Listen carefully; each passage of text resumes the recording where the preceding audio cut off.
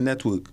With Parliament set to debate extending the state of emergency on Wednesday, the National Trade Union Centre of Trinidad and Tobago is calling on the government to clearly state why there is a need to extend it.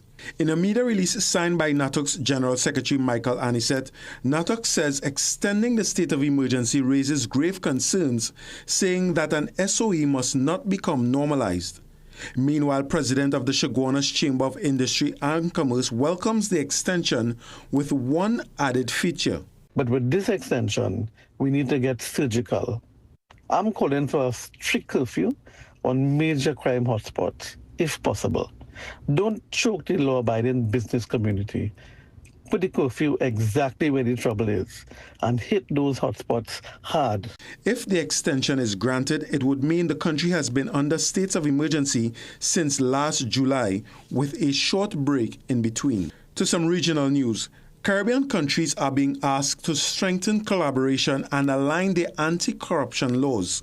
Executive Director of Jamaica's Integrity Commission, Craig Beresford, warns that fragmented approaches undermine efforts to tackle corruption. Speaking at the 12th Annual Commonwealth Caribbean Association of Integrity Commissions and Anti-Corruption Bodies conference in Jamaica recently, Beresford argued that corruption should be treated as a regional crisis requiring a coordinated response from government and oversight agencies. He said differences in anti-corruption laws and enforcement mechanisms among Caribbean states can hamper regional efforts, making it difficult for agencies to combat increasingly sophisticated forms of corruption. The time has come to treat anti-corruption as a regional public good, he said, noting that a cohesive approach would strengthen the fight against corruption throughout the region. And a look internationally. A federal judge on Monday voided President Donald Trump's requirement for a $100,000 application fee for H-1B visas, ruling that he lacked authority to impose the new policy for a program used by companies to hire highly skilled foreign workers in specialized fields. According to CNN, U.S. District Judge Leo Sorokin said that only Congress had the power to change federal immigration policy to include such a requirement, which he viewed as a tax, and that lawmakers had not given the executive branch permission to unilaterally make the change.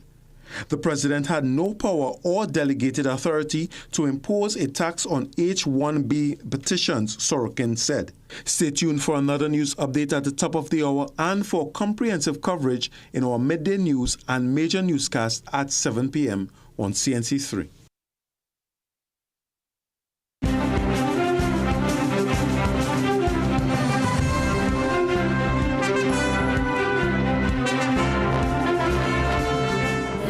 Good Tuesday morning, Trinidad and Tobago. Today, Tuesday, the 9th of June, 2026. And I'll tell you this, as I sit here and get the ball rolling, I'm a bit on the tired side. I kind of sacrificed my early rest to take in the basketball last evening to see if Knicks could have gone 3-0 up with their series against the San Antonio Spurs. Unfortunately, they lost, and I'm feeling like, oh my goodness, I should have gone to bed early. That series is going to be, I suspect, after last evening going down, probably to the wire. So the New York Knicks fans, you'll have to hold a strain for now, but we will treat with that later on. There is, at this point in time, much more important issues to treat with, and namely the SOE, which is on the front page of our Trinidad and Tobago Guardian. Major part of today's program, especially in the first hour, will be dealing with this SOE and the extension. Of course, we also get some more details regarding young Mercedes. The cause of death has been determined, and I was talking to some friends yesterday, and I was even talking to family concerning this development down Erin, place of my foundation, and it's everybody trying to come to terms. I can't lie to tell you, people are trying to come to terms. I don't even feel we at the point where the healing could even start. This is going to take a long time for the village, and more so for the family to get over this one. And I think the family could never honestly get over something like this. That understanding and that reality of a loved one so young, full of potential, being snatched away. For what reason? For what reason? Where does the healing start? So let's get the ball rolling. Jason Williams signing on. It's time for your morning brew for today, Tuesday the 9th. See you soon.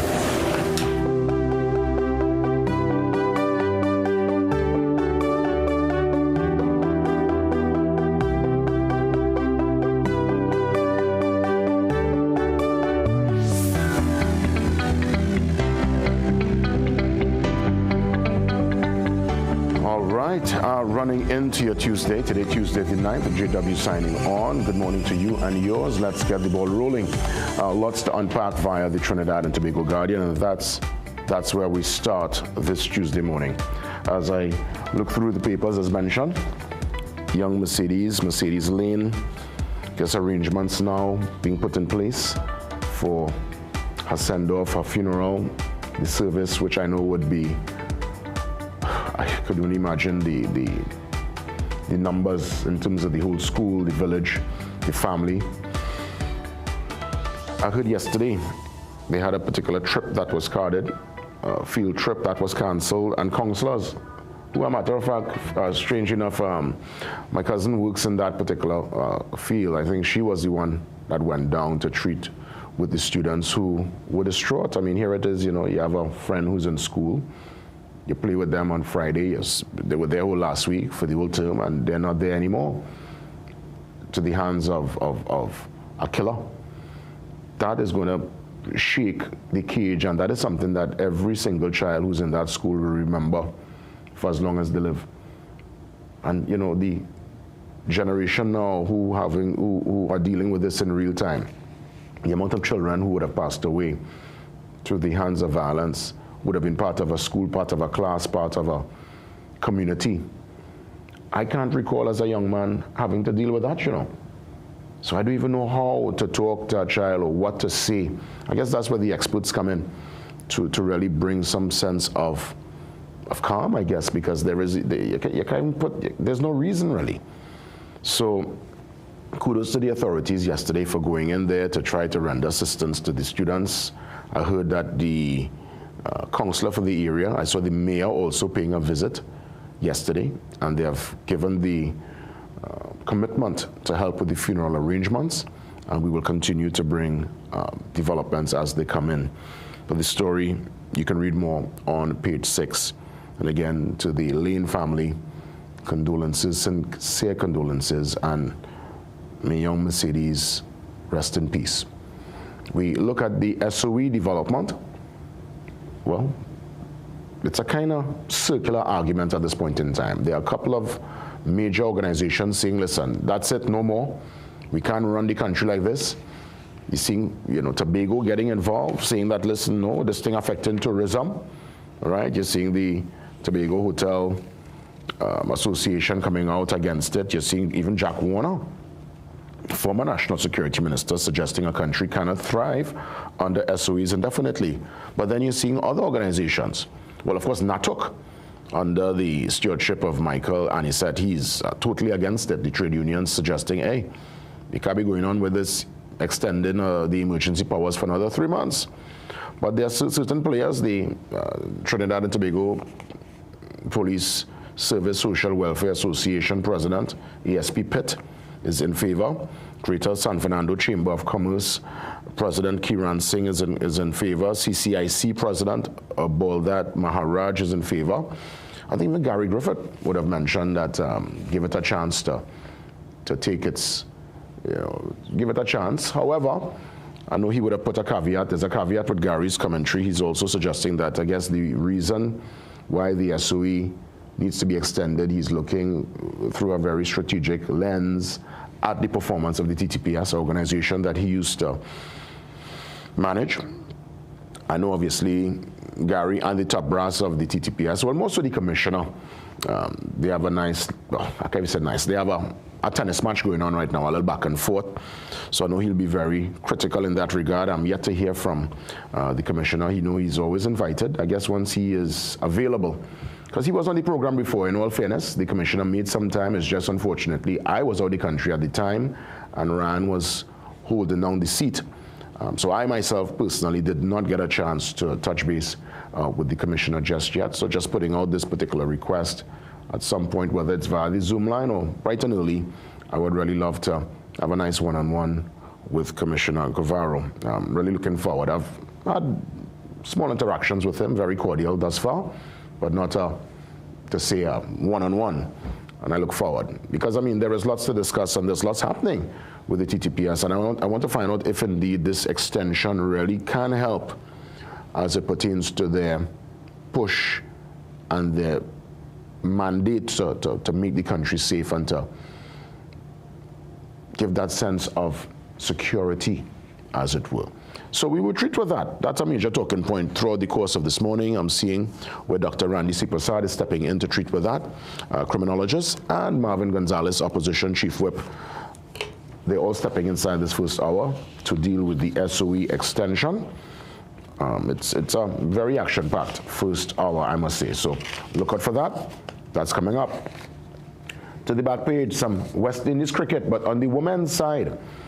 And you're seeing here where West Indies all-rounder Leandra Dotton leaps high to catch a ball during the India women, that warm-up match for the ICC T20 tournament. India, of course, well, like I say, of course, you know, not to put down my team, but India, clearly they are making strides on the men's side and on the female side. So they actually won this game by 26 runs. And I'm seeing where Fletcher's 4 not enough. All right, leg spinners fight back, fails to stop India in the warm-up. So that's the cricket that's going on. As mentioned, NBA Finals went down to Game 3 yesterday in New York. Knicks went in there with a 2-0 lead, and Spurs able to pull a victory in the Madison Square Garden, the MSG. It's now 2-1. The next game on Wednesday, it could be leveled at 2-2. Then they go back to San Antonio. Then they go back to New York. Then they go back to San Antonio. If the New York Knicks are able to pull it off on Wednesday, more pressure on the Spurs when they go home, and the Knicks could probably win this as early as we can. But then again, in true NBA final style, this might go down to Game 7, and that means it's going to roll over into next week. And while all that is happening, the world's biggest show is literally days away. Thursday, I don't know if you realize, is the start of World Cup. Huh? Just find there's not the same buzz. You know, normally you will have a lot of promotions and giveaways, and it just seems like it's almost, it's like the World Cup close, but at far the same time, you know, it's the closest it's been. Last World Cup, it was Qatar, next side of the world. Prior to that, and Russia was in the mix too, right? Next side of the world, you had Korea in times gone by. Next side of the world, Germany, next side of the world. So the World Cup is literally, in some cases, from Trinidad, a flight to what? Florida is what? 3 hours, 20 minutes, 3 hours and a half. You could be at a World Cup game or in the World Cup village within a day. And I'm sure there are some Trinis who are going up, but the tickets for the games are so expensive. People are fearful in terms of entry to the U.S. Not so much Trinbagonians. We don't really have that issue. But I'm seeing where officials, there was a Somalian referee, the allegation is that he was denied entry into the U.S. A couple of different fans kind of a bit skeptical as to whether to go. So I know Canada, Mexico, definitely getting some fans. People will ultimately, yes, go to the U.S. I know the games would be tremendous. The atmosphere and the appetite for football in the U.S., it's growing, and it's really at a kind of heightened state at this point in time. It's at a peak. But at the same time, there are those who are nervous. Me, not so much.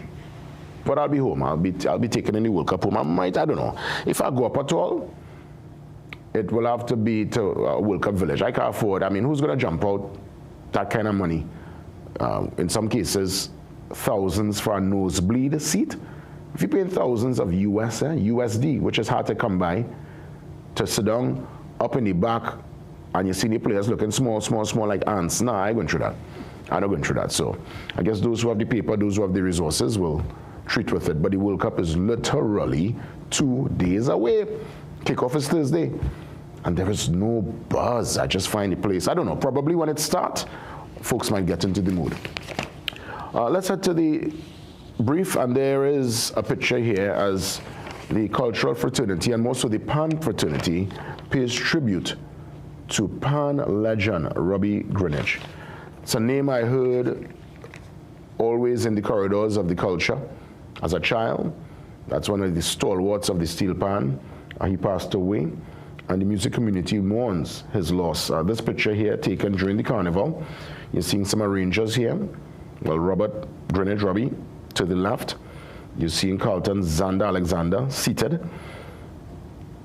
And of course, this picture was taken, well, also Ray Hallman, right? Ray Hallman also in this picture. This picture was actually taken during Carnival 2026, it seems. And this was taken at the Desperados Steel Orchestra. I want to thank the family of Robbie Greenidge for sharing him with us. And we, of course, pay tribute to his contribution. May he rest in peace. What a name and what a contribution made to steel pan and the culture. We take the pause. We come back and we get into that SOE discussion for the entire first hour. The SOE is on the agenda. Marvin Gonzalez, Opposition Chief Whip, joins me to treat with the SOE extension and more so legal action. See you soon.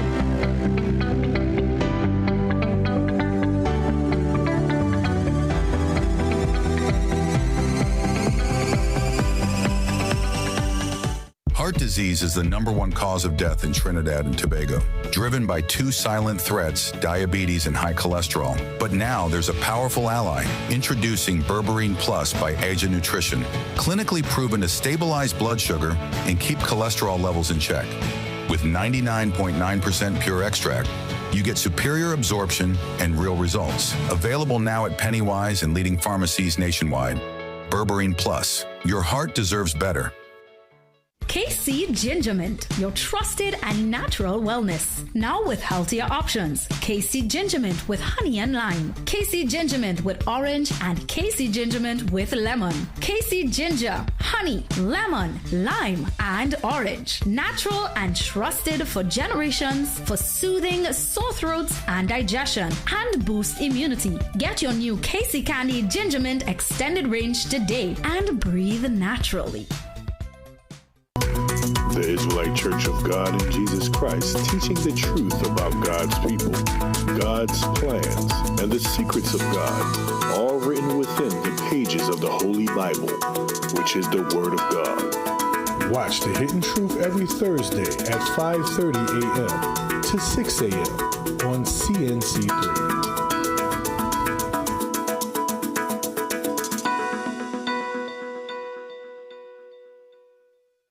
Dennis Lawrence had was easily the most important goal in our nation's history. It was a moment that united a nation, built on the biggest gamble in Trinidad and Tobago football. Sometimes you have to be a villain to be a hero. But 2 decades later, what happened to the legacy? Not only have we failed, we've regressed. From the Edge of Glory, a repeat of the epic documentary, June 10th on CNC3.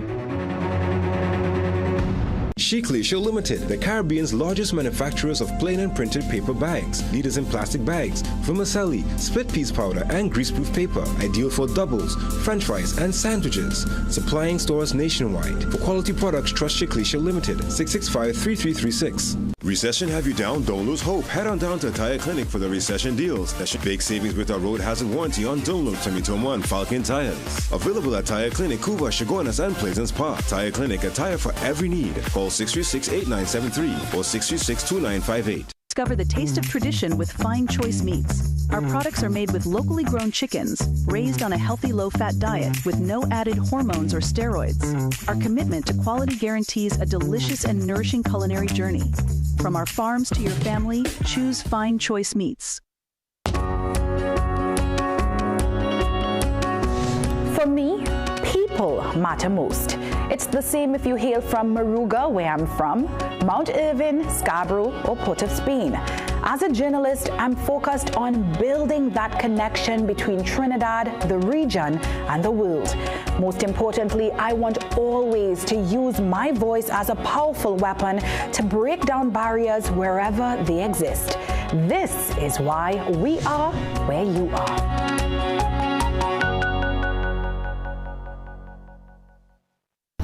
do this? You know we're already struggling and now you want to add to our problems too? Of course you're back here. Ma'am, please, I hope you listen to me. I know that for someone like you, it must be a whole lot of fun to go out and get drunk. I'll ask you this one time, that if you can't respect your daughters or care enough to avoid doing things to get yourself arrested, then at least have the basic decency not to get Alejandro involved in your reckless behavior. Don't miss the gripping drama Cabo. Sundays at 8 p.m. only on CNC3.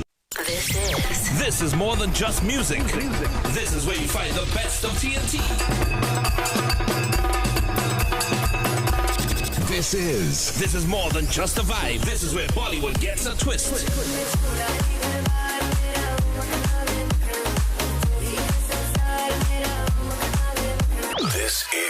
This is more than just energy. This is Bhangra and indie pop too.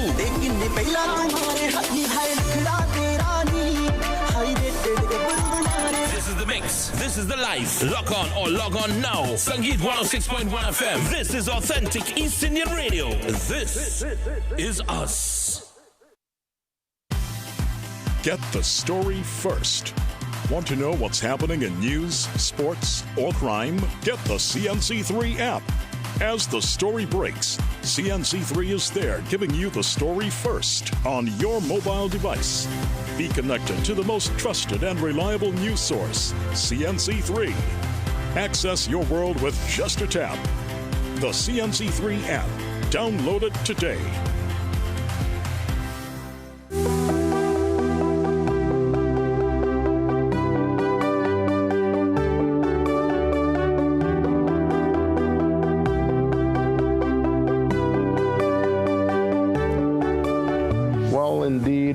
Into the SOE discussion. Joining us to treat with the matter, Marvin Gonzalez, Member of Parliament and Opposition Chief Whip, former Minister of National Security under the last administration of PNM when they held the driver's wheel of governance. Let me ask you, and firstly, before we get into the SOE discussion, extend a good morning to you and a sincere thanks for coming on to be part of the discussion this morning. Welcome. Good morning, Jason. Good morning to your listeners and viewers. Good morning, Trinidad and Tobago. And of course, to my constituency of Aruca Lupino. Let me say here in real terms, MP Gonzalez, that obviously with the numbers in favor of the government, this extension that is carded for Wednesday more than likely will go through. I believe once the green light is given, they will go until September with the state of emergency. What's your take on this development? Is it needed at this point in time to assist in the crime fight? Because the officers, I'm seeing where the Social Welfare Association president, others within the force are suggesting that, hey, we might need this to help curb and keep the crime situation at bay. And that is, again, words of ASP, Pitt, and others. I'm seeing chamber heads, different members of the business community are calling for it. What's your take on this extension? Well, a state of emergency is not to be used to deal with the normal everyday challenges of life or on the national security landscape.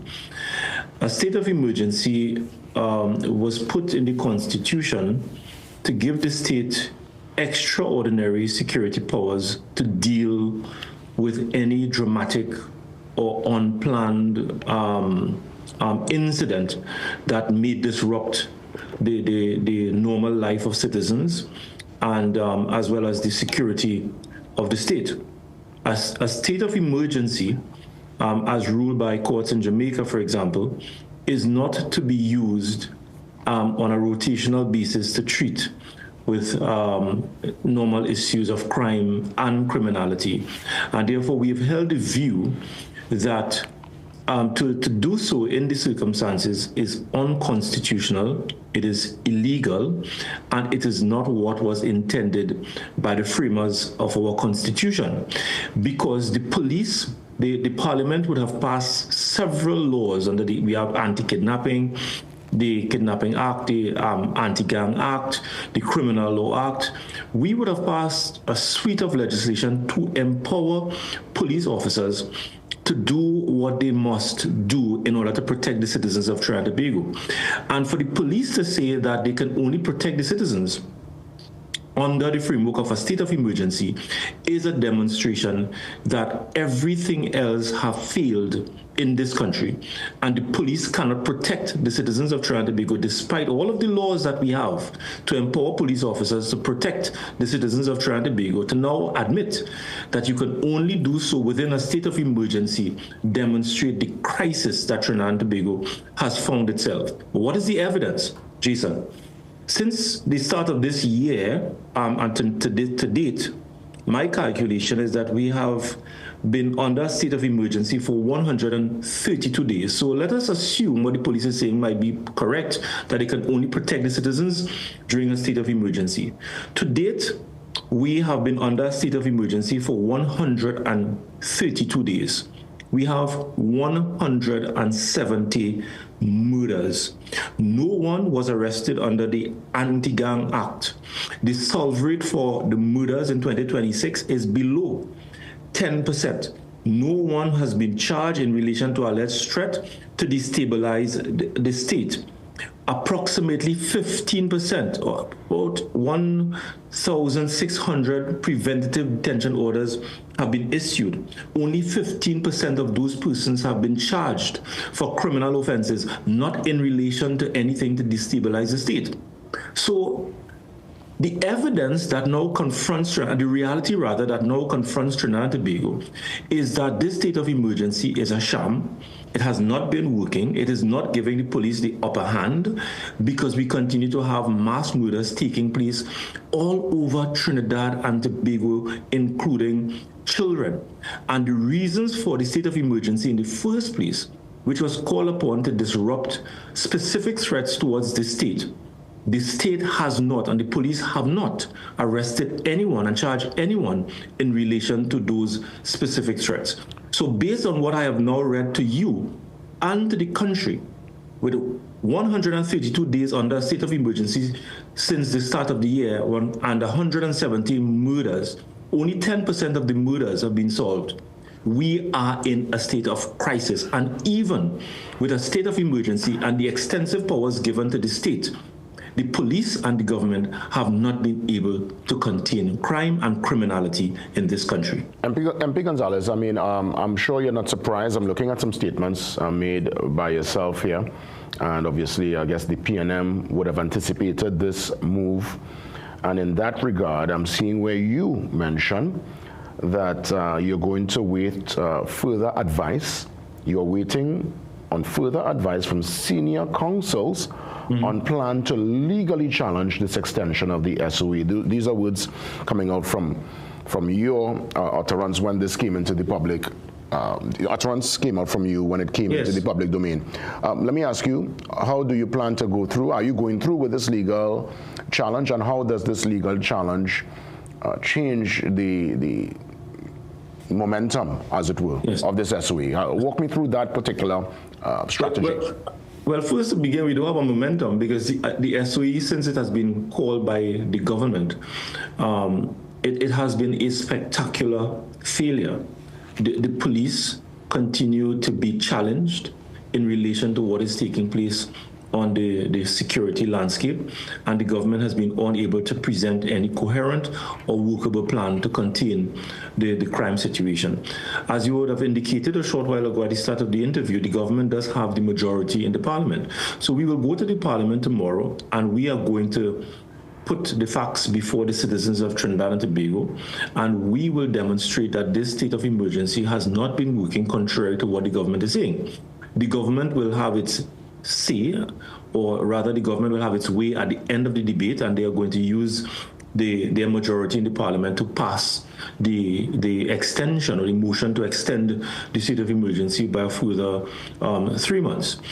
If and when that happens, our attorneys have already started looking at the matter, looking at the Constitution, especially whether the framers of the Constitution had intended, by giving the state extensive powers under the state of emergency, whether the framers of the Constitution had intended for a state of emergency to be utilized by the executive arm of the state to treat with normal everyday criminality in our country. So that is being examined. We will go to the parliament tomorrow. We will listen to the government and the information that they present, and we are going to use the information in order to be guided as to the action that we plan to take with respect to the legality and the constitutionality of this state of emergency. Now, let me just remind the country, Jason, if you would allow me. In last year, when the state of emergency was called, I just want to quote what the Attorney General told the Parliament and by extension the country in relation to what triggered the calling of a state of emergency in Trinidad and Tobago, which continues to be extended. And this is the words of the Attorney General.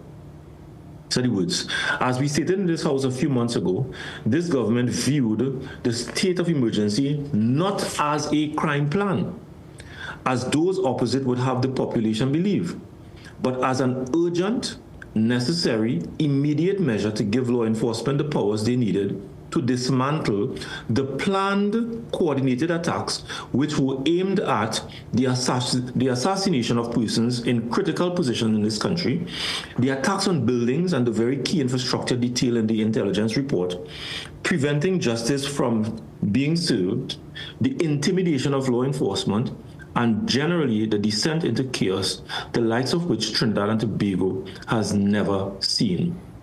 Thanks to the diligent and the tireless efforts of the protective services, that initial crisis was successfully and efficiently dealt with. And in that regard, that brings me to my next question.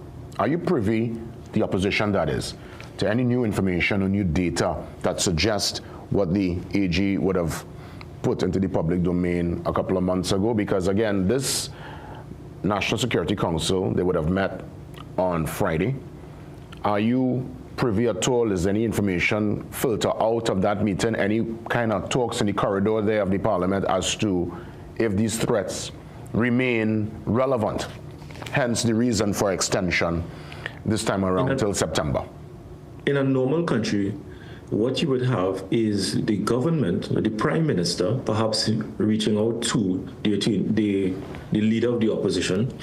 And given where we are as a country, and given the fact that we continue to exist under a state of emergency, you would expect a responsible Prime Minister to call the leader of the opposition and not give the leader of the opposition, the Prime Minister doesn't wish to provide all of the details that come before the National Security Council, but at least update the leader of the opposition to inform her what the state of affairs are, the advice given to the National Security Council by agencies of national security, and to ask the leader of the opposition that in light of the facts being presented to the government wishes to have the support of the opposition to extend the state of emergency in Trinidad and Tobago. That simply does not happen in the way that we do things in Trinidad and Tobago.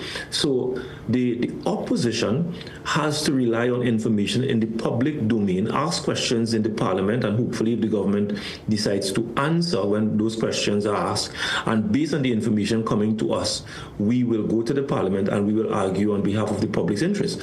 But the government does not, and there is no tradition where the Prime Minister or the government calls in the opposition or key players in the opposition and to share information with the opposition to ask for its support on measures that the government wish to introduce in the Parliament. Let me ask, when you were a minister and you were at in the driver's seat, as it were, when PNM was at the helm, did you ever receive any threats? Because the reason I'm asking, if threats are something that's commonplace within the structure of governance, this probably could be a legitimate scenario. I'm trying to figure out if these threats coming to the now sitting ministers and those who are in key positions, are they valid, and should they be taken so serious that they call the state of emergency to get to the bottom of it? So what was your experience when you were in government? Yes, from time to time, we would have received information regarding threats to our personal security. It is commonplace, especially when you're in government. It even can happen when you're in opposition as well. But that does not mean to say that you have to call a state of emergency. The police would give you advice as to how you conduct your personal affairs, so that you can be more alert and that you can be a little bit more sensitive in terms of how you venture into the public domain.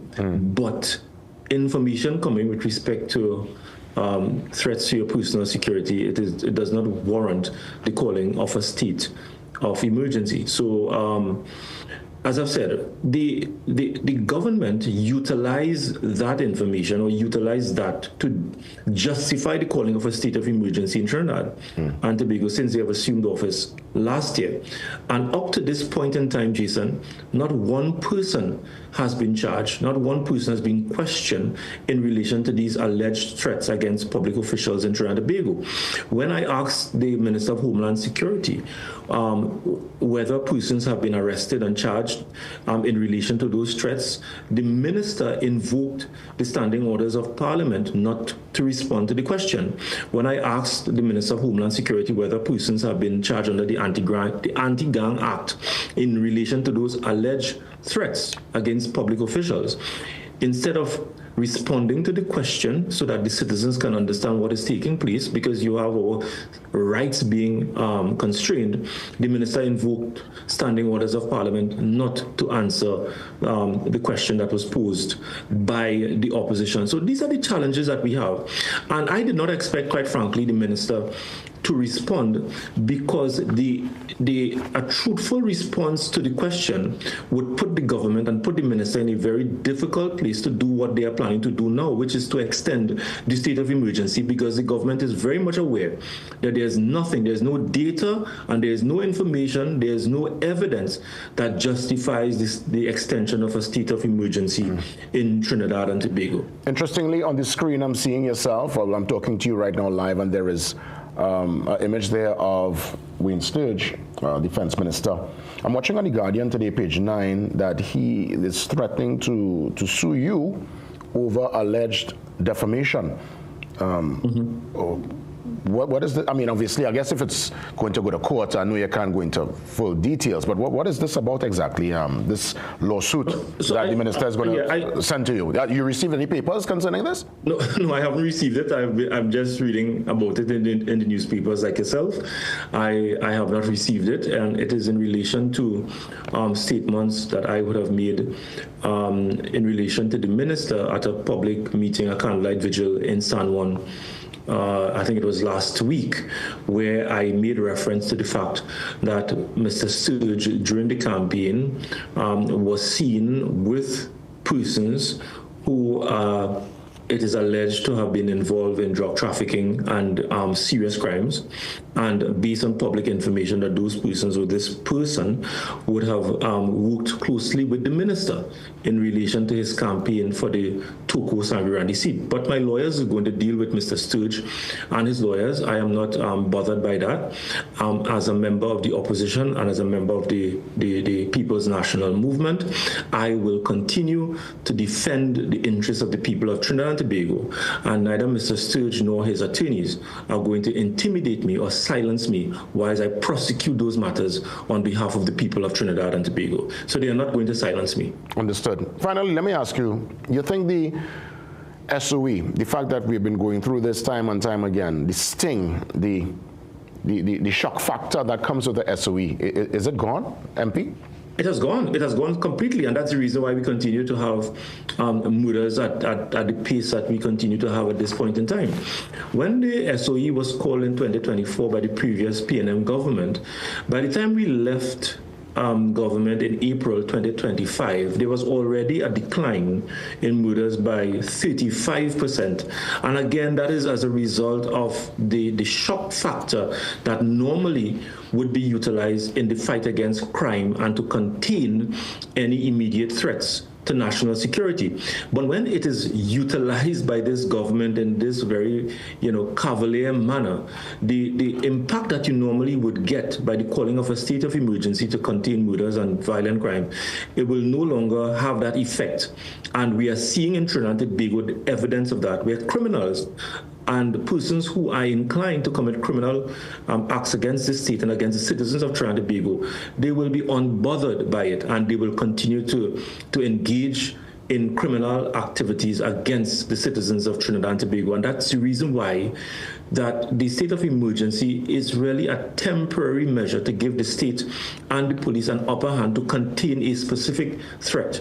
And that any government, including this government, if you do not have measures in place to give the police the powers and to give the police the resources to prosecute and to bring those persons before a court so that the courts can adjudicate on them and pass sentence on them.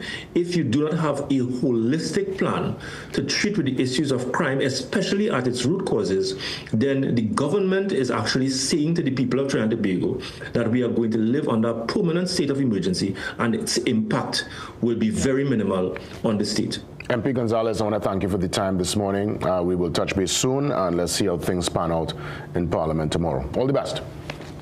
Thank you for having me. Appreciate it. You're most welcome. Opposition Chief Whip there and Member of Parliament, Marvin Gonzalez, treating with the state of emergency and the extension. We continue in that vein. Up next, criminologist Dr. Randy Sipasad to give us that perspective through the lens of the academics and what's the empirical, as it relates to this kind of development. So let's continue with the discussion next with Dr. Randy Sipasad.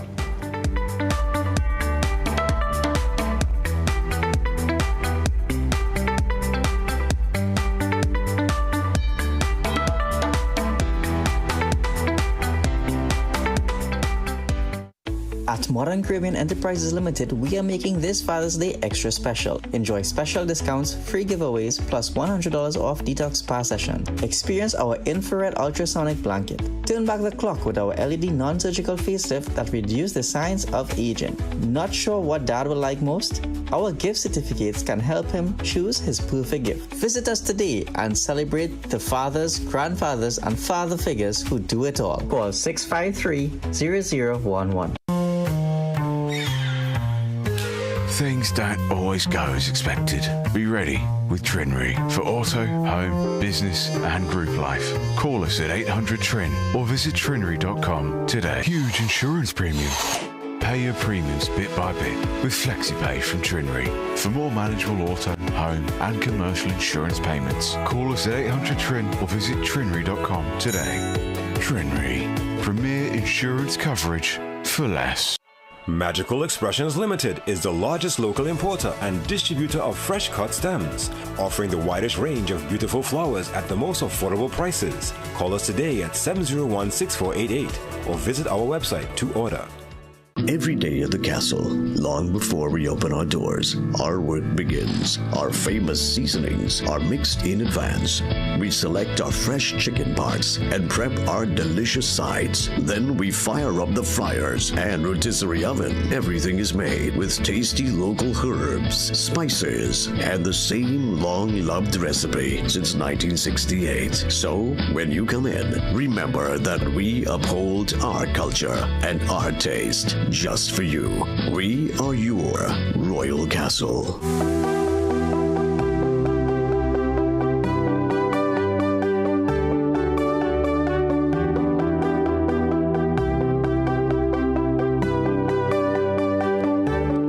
Criminologist Dr. Randy Sipasad joins me on the Zoom line. Always a joy to have Dr. Sipasad on the program.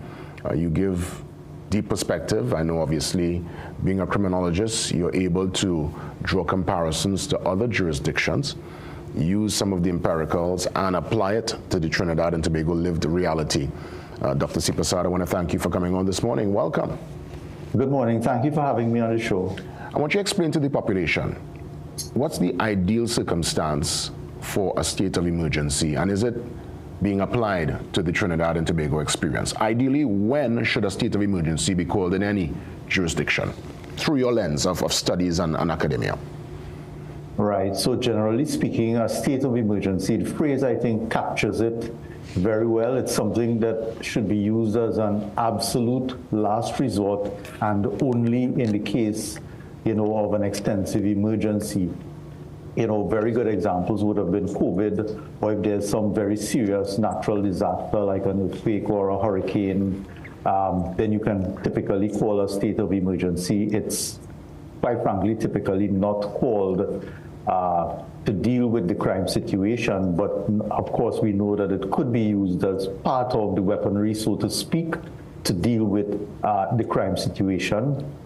And, under these circumstances, you can indeed create a justification for using a state of emergency, especially if the state needs the wider powers that are accorded to law enforcement agencies under the state of emergency to deal with the crime situation. But at the same time, I want to hasten to say that no country should rely on a state of emergency in an ongoing manner, meaning that you have to work very diligently towards transitioning out of a state of emergency. It has a time and place. Ideally, it should be a very limited time and place for the use of a state of emergency as a strategy, but you should work towards moving out of a state of emergency because, of course, there are negative implications as well. For instance, when it comes to the international image of the country and foreign investments and tourism and so forth, it creates a certain perception of a country always in a state of emergency. It gives the impression that things are so bad that it has reached a point where a state of emergency is required. So, you must transition out of it at some point. In terms of a state of emergency without a curfew, obviously putting a curfew would have an economic fallout, which we can't afford at this point in time. But through your studies, looking at the empiricals, other jurisdictions, have you ever seen where a state of emergency was called without a curfew accompanying that said state of emergency? Yes, you could do that. Nothing is wrong with that. Governments do have the option to configure a state of emergency and use it in a way that they see fit. And the thing is, you don't need to have curfews in place to deal with the crime situation under a state of emergency. It is true that curfew restrictions by themselves, because of the way that they work, the way that they put people together and increase guardianship, so to speak, by having people all together in the homes at certain times, that itself will serve to reduce crime, as we saw very, very clearly during the COVID period. But it's not necessary, as you rightly observe. There are negative economic and other fallouts when you put curfews in place. So it's entirely fine if you don't need a restriction on movement and so forth, that you can put a state of emergency in place, but without curfew orders. I just put this question to Opposition Chief Whip a few minutes ago, and I want to put the same question to you. Do you believe the state of emergency as it pertains to the Trinidad and Tobago experience, is the sting lost? Is that oomph, is it gone? Because I used to hear state of emergency as a child, and I used to straighten up. Our state of emergency, I remember the coup 1990, and a few times after that, ultimately would have been called, but now it seems to be commonplace. Is the sting lost? I would say no, but it depends on how you define sting. Certainly the population is going to habituate to it, and it is, quote unquote, going to become sort of a new normal. Hopefully, as I said, it's not something that should continue into the long run. But when we look at the crime data in terms of the sting, as you put it, when we look at the crime data, what we see very, very clearly is that under states of emergency, there is a significant decline in violent crimes. And I'm not talking just murder, but I'm talking across the board. So you're talking about burglaries and larcenies and all kinds of other offenses, sexual offenses and so forth, being reduced under a state of emergency. So in that sense, this thing isn't lost, notwithstanding the very strong possibility that the population is becoming habituated to it, in the sense that, they just see it as normal now. Let me ask, because, you're saying that, I guess, the numbers supposed to go down, but I'm looking actually at the numbers, and it's not really too far gone from last year. I'm seeing comparative year by year. So, and this is really to do with the murder toll, which ultimately is what I guess people judge our crime stats on. Obviously, we know there are other factors that must be at play, and the TTPS, they remind us of that all the time. But generally, the population, we saw the murder of young Mercedes over the weekend here, and that leaves a really, really heart-wrenching kind of reality in the heart of every Trinbagonian. So when I'm looking at the stats, last year, in the month of June, there would have been, 2026, I'm seeing 16 murders, and June 2025, 9. And as it pertains to the year so far, or this came out Monday, June 8th. In 2025, there would have been 170 murders, and 2026, 168. So with all the state of emergency and all that's being done, but just a decline of 2, I mean, where are we going as it pertains to law enforcement and all the measures in place? The general citizen, the average citizen, still doesn't feel a sense of safety, especially when we're seeing our children being impacted by crime and violence. First, before I answer your question, let me express our deepest condolences to Mercedes' family. This is, a really, truly heartbreaking situation. And, I mean, there really are no words. I can't comprehend what they're going through. And she certainly doesn't deserve this. Now, having said that, coming back to your question, there are a couple aspects to it. One, the first thing that I would say is that it's a bit misleading to just simply do comparatives of a certain period last year with this year, etc. What you really need to compare is the crime statistics under emergency versus non-state of emergency conditions, not simply month by month comparisons, but what are the averages during states of emergency versus non-states of emergency, and are there very clear declines when states of emergency are implemented, and when a state of emergency ends, is there a rise back to pre-state of emergency levels? And this is precisely what we see. So under the states of emergency, you see a decline during those periods, but when we come out of the states of emergency, crime rises again.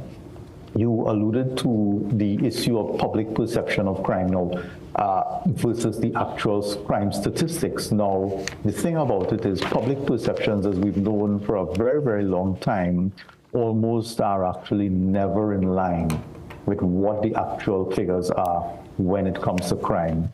And the reality of it is that people and the media, generally speaking, will focus on crimes when they happen. So because crime is something that comes to the media, it's everywhere in your face in terms of social media, the television, the newspapers, etc., it creates a perception that keeps it at the front of your mind. So you think that, therefore, that the crime level is always at a very high level and it never abates because it is so much in your face. It creates that perception. But the objective statistics, when you pull the police statistics and you look at it, you're seeing those declines, and those declines translate into persons quite literally not being victimized when otherwise many more persons would have been victimized. And in that regard, Dr. Sipasad, is this state of emergency making a difference, or ultimately it's a failure? What's your take? No, it's definitely making a difference. Because you're talking lives are being saved, sexual offenses are reducing, other types of violent offenses are reducing. So it's making a difference. Now, what I have to say, though, having said that, as I maintained at the outset, we do need to transition away from a state of emergency. And a very, very good thing that I'm seeing happening in the environment, and I dare say that the University of the West Indies is an important part of this as well, is that we, along with many other agencies, are working very diligently with the Ministry of Homeland Security to generate recommendations and put recommendations in place that start to get at the root causes of crime. And this is all happening under the directorship of Mr. Zahir Ali, who is the Director of Policy at the Ministry of Homeland Security. And what they're pushing very, very hard is interventions aimed especially at young persons. So you're talking families, communities, schools, and so forth, so that you start to change that mindset. And, you know, it's something that's not going to happen overnight. You cannot change the consciousness and the attitudes and the values of a nation overnight, but we are working very, very diligently. I will even go as far as telling you on Thursday, there is a meeting convened with the Ministry of Homeland Security. On Friday, the UNDP is going to be meeting with us, and we have a long list of strategies already developed. So things are indeed happening. Let me ask you, Dr. Sipasad, before we wrap things up in the 2 minutes that remain, really fast, if you could give me a perspective on the Joshua Samaru case. I don't think we had a chance to expand on it, and seeing that you're here, if you could explain to me that manslaughter charge that's now being leveled against Kaya, who was in the vehicle, and many Trinbagonians looking on are up in arms about the decision from the DPP and the TTPS to charge Kaya. What's your take through your criminologist lens on that manslaughter charge being laid in a case that, I mean, a lot of people everybody saw the same video, and people are still, at this point in time, with more questions than answers. Right, and I'm glad that you raised the question. Part of it has to do, I think, with a misunderstanding about a couple of things. One is the manslaughter laws in Trinidad and Tobago. And under our laws, somebody doesn't have to be directly involved in killing somebody to be charged with manslaughter. So the classic case there, let's say a drunk motorist runs off the road, runs into a crowd of people, somebody dies. You could see how you would charge the motorist with manslaughter. But under our laws, and indeed I dare say the laws of almost every other Caribbean nation and other places like Canada, the United Kingdom, and many, many states in the United States, the laws are such that if your actions indirectly result in the death of a person, even if you didn't directly kill the person, you can be charged with manslaughter. And a classic case would be, let's say a bandit holds a hostage in front of them, and the police shoot at the bandit, but inadvertently kill the hostage. Then the bandit could be charged with manslaughter because their actions indirectly led to the death of the person, even though they did not directly kill the person. So the question, when you apply the laws there, the question is, was there something in that circumstance, that situation, that led to the eventual shooting that we saw in the video, that we may be able to use, or perhaps the DPP may be able to use, to say that there is a manslaughter case. Now, what is very critical here as well is that there is something that is missing that the public had seen. Yes, the public has seen the video, but what transpired prior? There has to be something that would have led to them fleeing the police and driving in such a rush and all of that. And the public isn't privy to that. Now, in terms of the DPP, I want to also make it clear that the DPP's role is simply to look at the laws and to look at the evidence and to apply the evidence in the context of the laws to make a determination of whether or not there is a case. The DPP's office does not have a vested interest, so to speak, in terms of trying to put people behind bars or anything. It simply is an objective decision-making entity that tries to apply the laws in the most objective sense possible. And the irony of it is that it's that same DPP's office and the diligent work of the office which has resulted in so many criminals put behind bars. I want to also make it clear that while the DPP may put a case towards the courts, the judgment of innocence or guilt doesn't lie with DPP's office. In fact, it lies with the judiciary. And there is a very, very clear separation of mandate and powers when it comes to the police, the DPP, and the judiciary. They don't influence each other. So it's not a case of bias and influence and all of that. So I think this kind of information is useful for the public to lend some clarity to the situation. Dr. Sipasad, as always, sincere thanks for coming on this morning. Hopefully we will touch base soon. All the best. Thank you. Same to you. My pleasure. Indeed. We get ready for the 7 a.m. news update. After the news, your calls.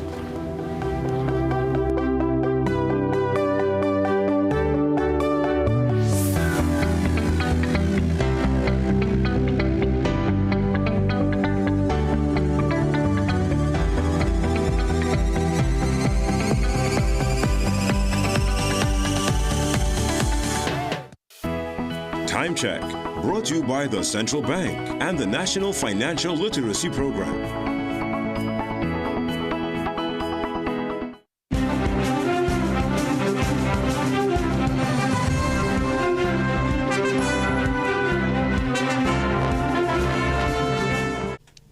Good morning. I am Jen Sullivan with headline news on CNC3 and the TBC Radio Network. An autopsy at the Forensic Science Center yesterday confirmed that 12-year-old Mercedes Lane was beaten to death. Mercedes' semi-nude body was found in a forested area off Carapal Road on Sunday, a day after she disappeared while on her way home in a PH taxi. And as the Los Iros Irian community mourns the brutal killing, her father Ronald Cabrera says nothing can erase the pain of losing his daughter. I mean, it's heart-wrenching. It really is heart-wrenching. It just keeps ringing in my head when my little 8-year-old come to me telling me, hugging me up, crying. The community remains shaken, with villagers describing Mercedes as a shy, quiet child. They say the area is usually safe and peaceful, making the tragedy even more distressing. This shock, because the last time I heard something like this happen, I probably was a child.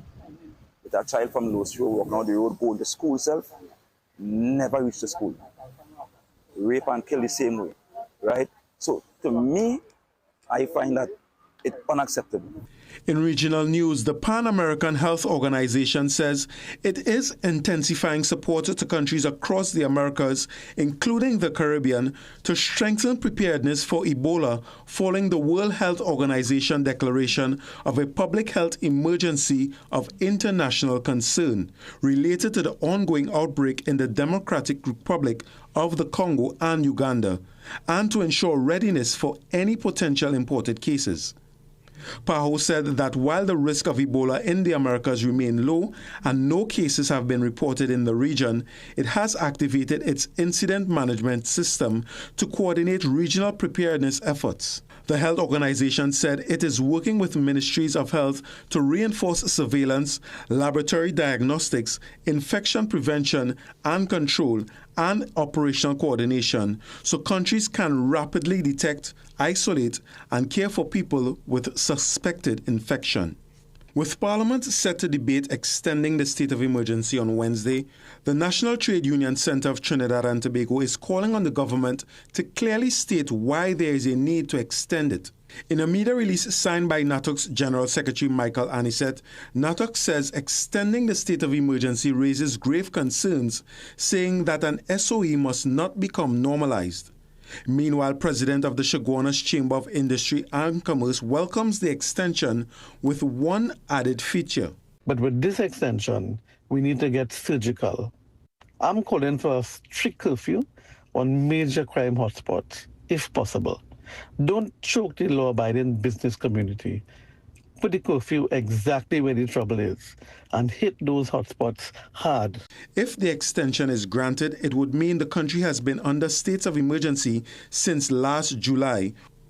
Stay tuned for another news update at the top of the hour and for comprehensive coverage in our midday news and major newscasts at 7 p.m. on CNC3.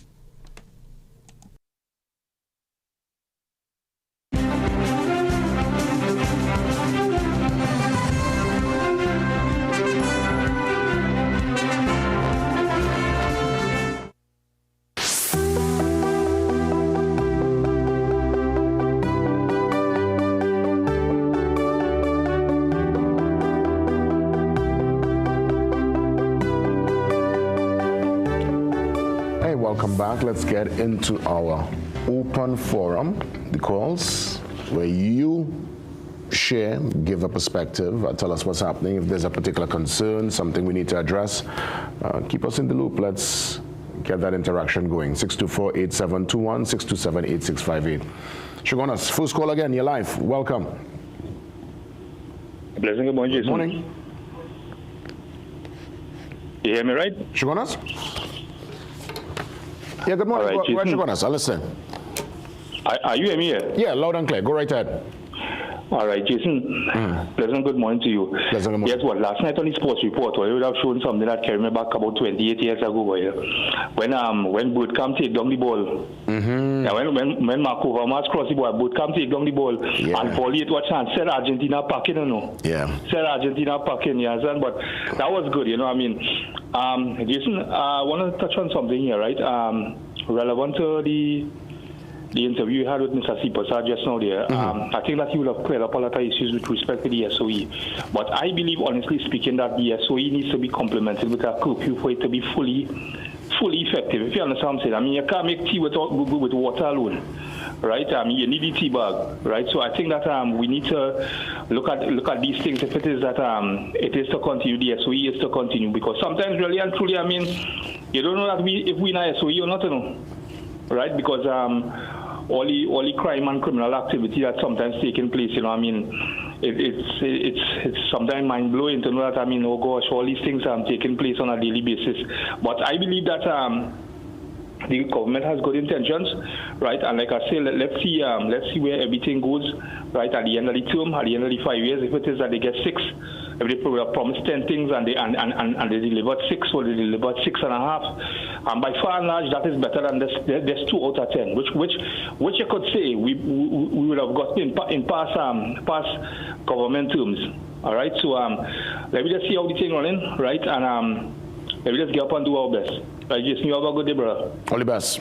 Shogun's touching base this morning. Let's see who else is on the line. Diego Martin, welcome. Good morning, Diego.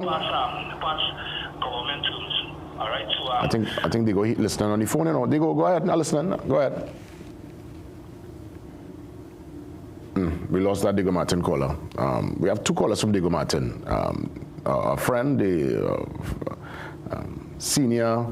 I wouldn't say senior in terms of age, but senior as it pertains to one of the original callers, one of our original commentators, Miss Diego Martin. Always here, and then there's a guy also who calls some Diego. So we have two regular Diego Martin callers. Welcome. With respect to saying the government has been avoiding press conferences and direct dialogue with you. And I am putting my foot in the government shoes, and I'm going to identify 2 occasions that the 2 national current newspaper has been biased towards the government. First, remember the email gate? All newspapers went to town with the email gate. I haven't seen any major apology for that lie that has been propagated and fallen right across the nation by the newspaper. Second, February 2025, the 2 newspapers, The Guardian and The Express, had, I believe, in front page, the conduct of a former AG, Ram Logan, in Belize. He has been vindicated since then. 2 weeks ago, and none of the newspaper has put that into their news, the front page, saying that he has been vindicated both by the CCJ, the Caribbean Court of Justice, and the High Court in Belize. The second thing is, I am for the SOE. The problem that the SOE is with the TTPS. The TTPS, a lot of the officers doesn't command the profession, and they didn't understand what have to do. And I'm juxtaposing that to Akil Chambers and the 12-year-old who has been killed, the Mercedes person. Yeah, right. The police has been complicit in those investigations. You remember Omar Nanan in the early 1990s? I believe, or 2001, that was killed in a similar fashion. You remember Andrea Bard, all of those things. The police has not been able to have the intelligence and the competence because we have been employing people that are questionable into the police service. Let me ask you. All of the executive, most of them should go. Their judgments are against them, and they have not cleansed themselves. Diego, you still there? See, he gone. See, I'm going to ask him with the first point about making an excuse. Diego, you should stay to engage, man. I'm trying to work out the maths in my head. So because papers were unfavorable to a particular party or folks within a party, it means that when they're in when they were in opposition or even while they were in government, when they get back into government, that means they should not engage with said media and shouldn't come and sit down and answer questions. The question is, who put them there? They didn't put themselves there. They were put there via the vote and the mandate of the people to represent the people's interests. And we, the media, we'd always get it right. We could never, no one is perfect, right? Not me, not you, no one.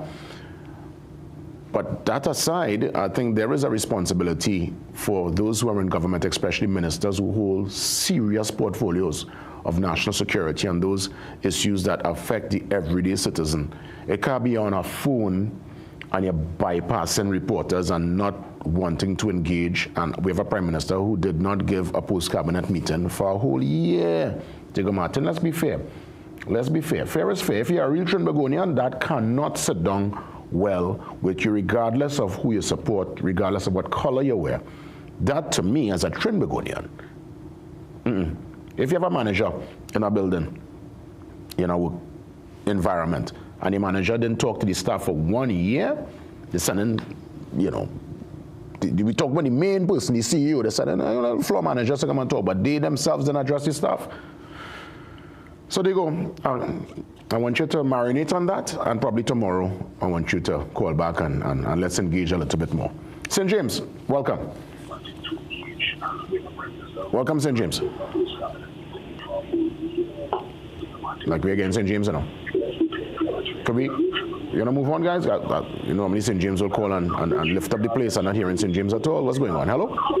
Let's try again, because I'm not getting through there, guys. 624-8721, 627-8658. Now, I find we need to be fair is fair. We need to make sense of a scenario, of a situation. And I would hope we want the best for the country. Tabakit, let me ask you.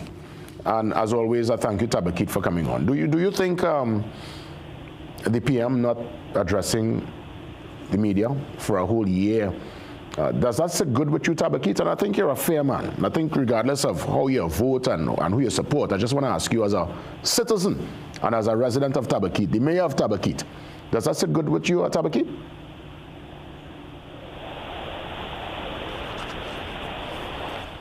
I don't know why we're getting this delay this morning. Tabakit, good morning. I don't know why we're getting a slight delay, because usually I just want the callers to just listen on the phone. I don't know if people are probably trying to listen on the TV and we're getting this this delay, because almost we getting this kind of there, and I want to ensure that we get the interaction going. All right, so we're checking it out. We're gonna sort things out. Probably a little technical issue, but yeah, just really I want folks to be honest this morning. Put aside your party colors and who you support and who you will work with and who you like. We're looking at the country itself. Good morning, Tabakit. Pleasant morning to you, Mr. Williams. Loud and clear. Loud and clear. Pleasant morning to you, Tabakit. Listening. Go ahead. Right. You hearing me properly? Yeah, loud and clear. Loud and clear. Right. It's a long time, but I'm here now. Let me do a quick post-mortem of the state of emergency. If I was the Honorable Prime Minister that heads the National Security Council, I would have fired the Commissioner of Police.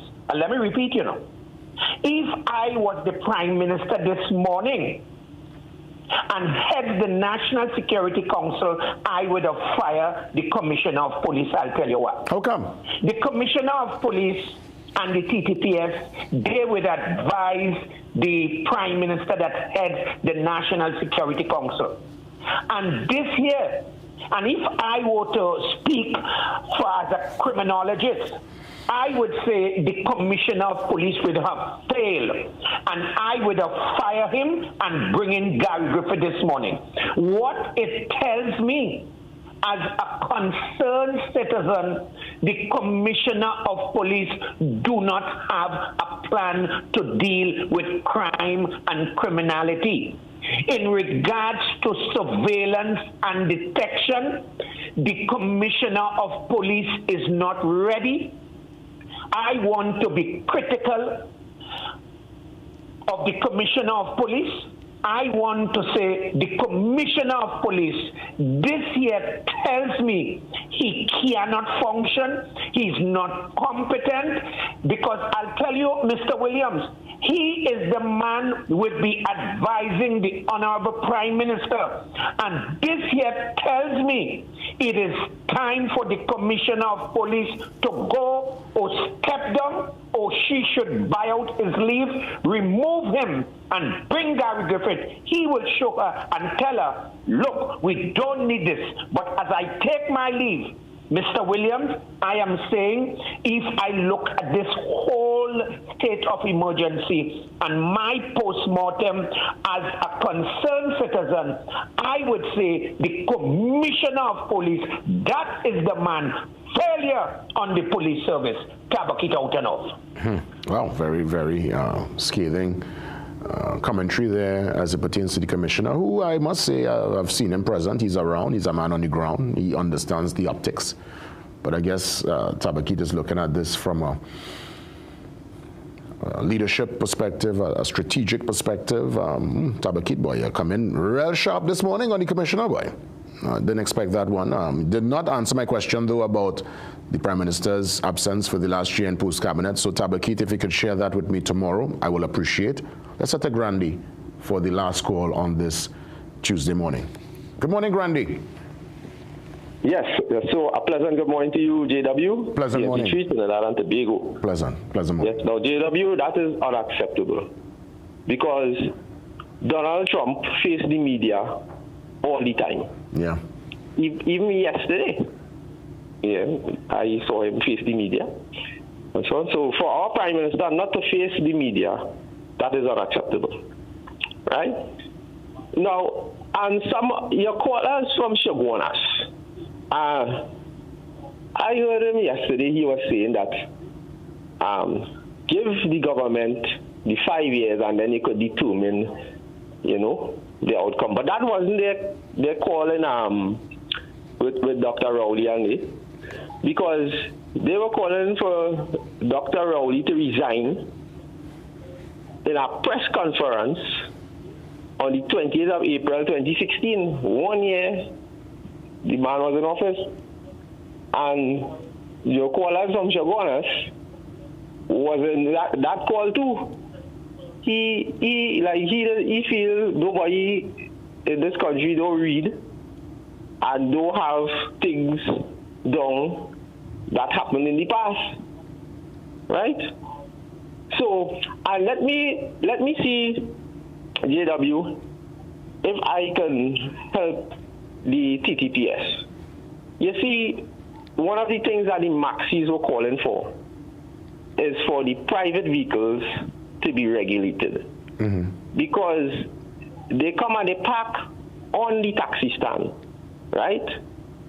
And that is a violation of our laws, the Motor Vehicle and Road Traffic Act, Chapter 4850. I don't know if the officers or the commissioners are not aware of this. So you have to start with that. Right now, I was in a meeting in Chaguanas with the Taxi Association a couple of years ago. And I remember the president was telling the minister at the time, right?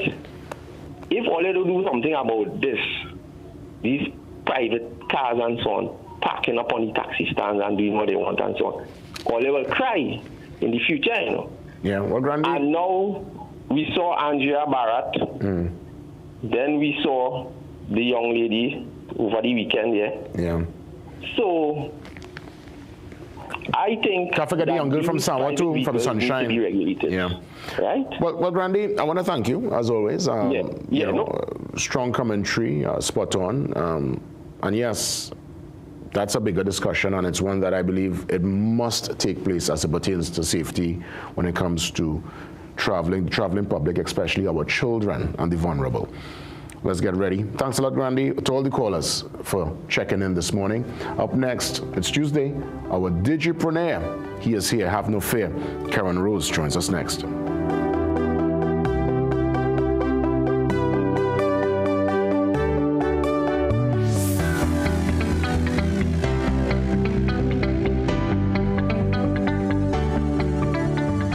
Love eating spicy food, but soon after, that familiar discomfort begins. Heartburn, acid reflux, and bloating. Introducing Peptica Gel, formulated with aluminum hydroxide, magnesium hydroxide, and simethicone to help neutralize excess acid.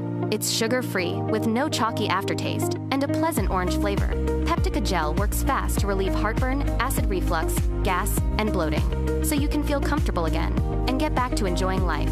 Peptica Gel, get the relief you need today. Available at pharmacies nationwide.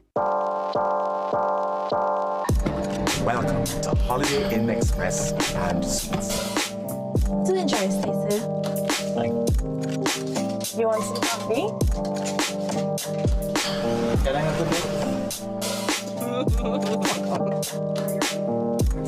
Perfect then. That's exactly what we need. Hey, the pool is this way. Whatever you're here for, we're here for you. Stay smart at the Holiday Inn Express and Suites.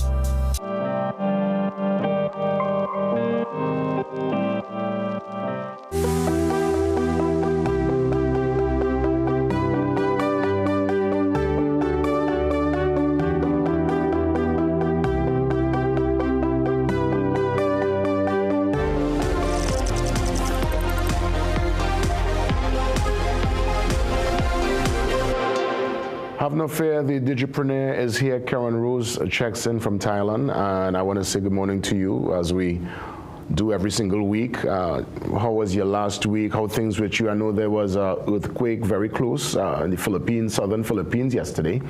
My mind ran on you because I know sometimes these things could have aftershocks and everyone in the particular area could be impacted. So I see you smiling. You seem to be okay, Karen. Yeah, no, thank you for asking. And, good morning to you and good morning to TNT. Yeah, it's one of the reasons why when people think of Asia, they usually think of natural disasters, because when countries like the Philippines and Japan, those are typically the usual suspects that get hit. They get hit in a major way. So thankfully, we didn't get any aftershocks in and around our area. And just food for thought. A lot of people think, a lot of people do think that Philippines is close, Japan is close. They're still about an 8.5 hour flight away. So we do got some good distance away from the usual suspects for natural disasters. Okay, well, glad to hear. And, we always have to make sure you're okay first before we get into the business. For sure. Today's topic I'm seeing here, you would have sent me, and it's an important one. You're asking why it's important for AI to understand who you are and your business in 2026. Yeah. That's right. Yeah. So this is the technology is evolving at a rate that nobody could have ever predicted. And with our smartphones evolving, with the AI tools that we use that are evolving, with how the internet in total has evolved, how consumers conduct their research, how they buy, all of these things are changing because there's been some major announcements over the past couple of weeks. But here's the thing. For the first time in history, we are at the point now where research teams around the world are researching how we use AI tools to make decisions. And I was reading an article the other day that was talking about we're at a point now where 75% of people go to AI tools to conduct their research, and the first 3 recommendations that are recommended by AI, that is typically what people go to when conducting their business, or they go with that option when they are faced with a buying decision. That being said, we now, as people who are building businesses, people who are building brands, if people are going to the AI tools now to this point to make these decisions and do their research, if you don't understand how to actually show up or how to be understood by AI, you are at a major disadvantage now, because before, the previous version of the internet, we went online and we went to Google, we went to the search engines to search for information. So you type in something and then you go through all of the links. But now what's changed is we're no longer searching the internet. We are asking the internet for information. So now the AI tools and bots are going on our behalf. They're scouring all the information that's available to them specific to our question and then providing us with options which we, the humans, then make decisions. So what I would have done is, just to kind of illustrate this point, I would have sent you over a prompt, and that prompt, let people know what that prompt is, and then I want us to go into the results of that prompt. So Karen would have sent me a prompt here. It says, quote, who are the top event hosts for corporate events in the Caribbean? Karen says also, well, I also want you, so he's telling AI this, I also want you to explain why you have ranked them in that particular order, and tell me what info you have used to come up with this decision. So again, you're asking for the top event hosts for events, corporate events. You're being specific here, corporate events in the Caribbean. Let me copy and paste. All right. My question is though, I mean, discovering the internet for the data, I guess, is what? Or for your stuff, like, or for your Instagram, like, what? Let me see here, Gemini. That's the exact point of where we are going, Jason. Ooh, that's the point. What do we see? What do we see? Yo, this is great. Top event host in the Caribbean. You know where your boy ranking #1, you know, you see this? Jason J.W. Williams, Trinidad and Tobago. What is saying? The vibe, high energy corporate galas, massive brand activations, and dynamic corporate celebrations. Why he's top tier? JW is a masterclass in versatility as a seasoned morning television presenter. Oh God!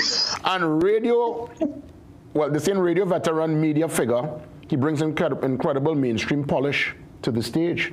He can pivot effortlessly from delivering a sharp, formal welcome address to generating massive energy for a brand launch. What? Then there's somebody from Jamaica ranking in second. Somebody called Dahlia Harris from Jamaica. I'm seeing Christopher Johnny Daly, also from Jamaica. And Rome is here. Rome Priscilla from Trinidad and Tobago. So I'm in the top 4 by ranking #1. Wait. But that's huge. Now, Jason, do me a favor. If you can scroll further down, let's look to see where AI is saying why it ranked you #1, because that's important. Okay, so the methodology? Yes. So regional booking agency portfolios, data from premier Caribbean talent management and booking agencies, corporate client rosters and verification, live performance logs. Right, so they're looking at portfolio, regional event coverage. I guess, yeah, stuff when I travel, you know, I guess. So, Jason, let's bring this back to the question of today, right? Wow. We are at this point where it doesn't matter who you are, doesn't matter what your industry is. Now humans are leveraging AI more than ever to help make decisions. So we, as a business or a brand, we need to now start to understand how AI is coming to these decisions. Because when you understand how it's coming to these decisions, then you, Jason, as the brand, you now need to start thinking to yourself, I can't just build my brand or my profile for humans. We've evolved from that.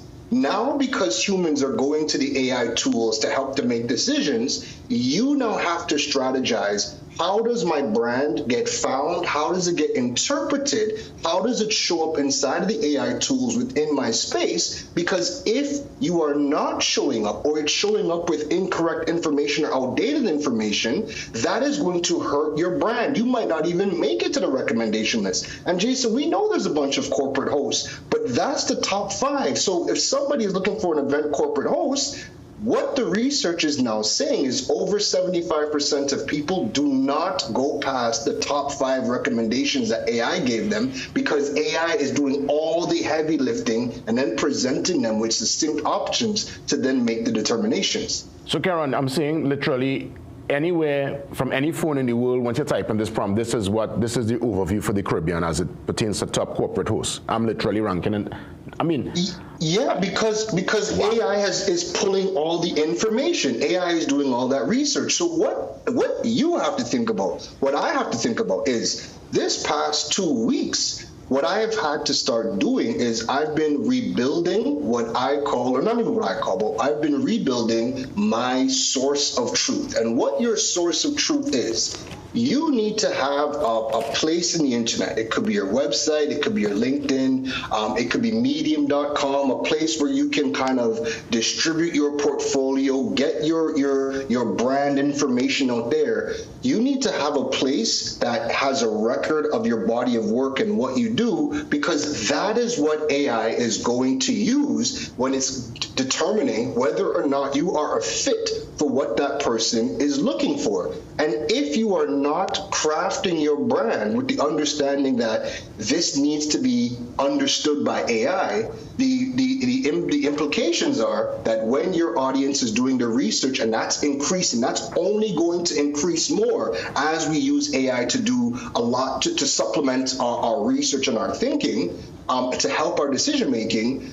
If we are not a part of the process, or if we're not found or understood by AI, then we're going to be losing business in a big way. Hey, Karen Rose, I want to thank you. This is really, I mean, it warms my heart, honestly, to see the ranking and the fact that I'm considered top tier. So, hey, Sheldon, Nakisha, the team, you have to get breakfast for me this morning, eh? I request my breakfast. You're with the top breakfast tier. On the breakfast. On the wow. So they said I have to call breakfast to them. You see that? I put me in place. Yeah, I put me in place. Oh my goodness. Hey, I want to thank you, Karen Rose. But this is heartwarming, you know, for all the years I've been in the game, the dedicated service, to know that I could literally put in a prompt and see my name show up here among some of the best and brightest out of the Caribbean. And the last thing I'll say to that is kudos to you. But now that I've planted that seed, now it's something that you have to keep on cultivating, because as other event hosts are coming in, they're building their brands, AI is going to have more options to choose from. So that means you have to carefully cultivate your brand to be understood by AI, so that the next time someone does that research, you are still part of that top 5. Well said. And that pertains to not only the personal brand, but every single business entity looking on this morning. Correct. Karen there Rose, we go. Correct. Good stuff. Good stuff. Well done. Well done. Thank you. All the best. We'll talk next week. For sure. For sure. Guys, no fried bake today. We're croissant. Yeah? You were the #1 corporate host in the region, yes? Wow, amazing. My colleague, good friend Nicole Drayton joins me next to tell her story of survivorship for the National Cancer Survivor Month, this month of June. Conversations on cancer, next.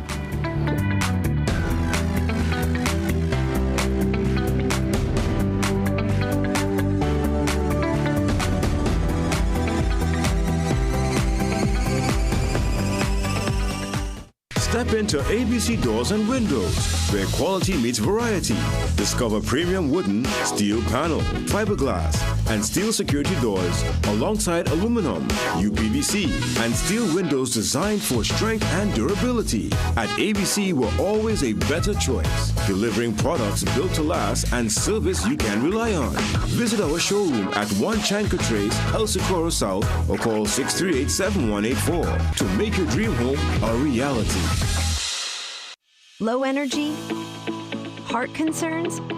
Migraines slowing you down? It's time to take control of your health. Join Wellness Unlocked, the series that brings expert advice and real solutions for a healthier you. In our latest episode, learn how Jameson CoQ10 can help support heart health, boost energy, and even reduce migraines. Get the science, the stories, and the steps to power up your health with CoQ10. Don't miss Wellness Unlocked. Watch now on CNC3 and start your wellness journey today. Dennis Lawrence header was easily the most important goal in our nation's history. It was a moment that united a nation, built on the biggest gamble in Trinidad and Tobago football. Sometimes you have to be a villain to be a hero. But 2 decades later, what happened to the legacy? Not only have we failed, we've regressed. From the Edge of Glory, a repeat of the epic documentary, June 10th on CNC3. Magical Expressions Limited is the largest local importer and distributor of fresh cut stems, offering the widest range of beautiful flowers at the most affordable prices. Call us today at 701-6488 or visit our website to order. Discover the taste of tradition with Fine Choice Meats. Our products are made with locally grown chickens, raised on a healthy low-fat diet with no added hormones or steroids. Our commitment to quality guarantees a delicious and nourishing culinary journey. From our farms to your family, choose Fine Choice Meats. My own personal motto is to show citizens of this country that our stories can be told in a professional and international standard. I want to show them that the journalism they consume on cable TV can also exist here. Each day, that's my focus, that's my drive, to show the stories of our communities, of our people, matter just as much as anywhere else in the world. That's why we are where you are.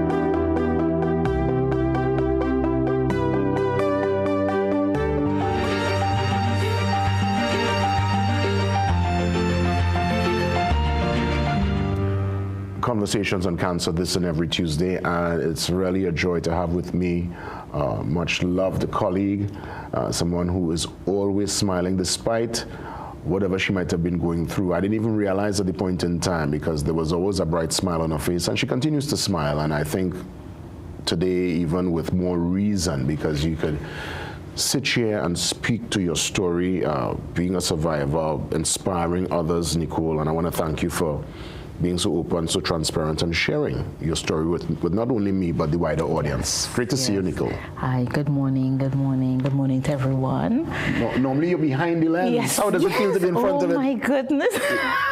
Nervous, but I'm thankful that I'm able to share my story. You've done photography with us for how many years, Nicole? For 12 years now. For 12 years. Yes. That's right. And during the 12 years, obviously, being there, telling stories, you ever imagine you would have now been part of telling your story? No, never.